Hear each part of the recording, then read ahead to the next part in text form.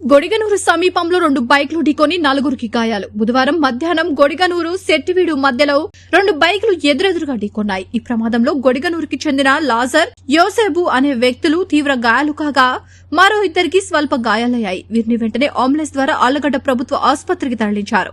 Bike ఎంత ఆనందాన్ని ఇస్తుందో నిబంధనలు పాటించకుండా నడిపితే దాన్ని మించిన దుఃఖాన్ని కోలుకోలేనంత గాయాల్ని కూడా ఇస్తాయి. దయచేసి రోడ్డు ప్రయాణం చేసేటప్పుడు తగిన జాగ్రత్తలు పాటించండి. వీళ్ళకి తక్కువ అయింది కానీ ఇది ఎక్కువ అయింది. వాళ్ళే అంతా ఇది కూడా అమర్చిన బండి ఇది చిన్న బండి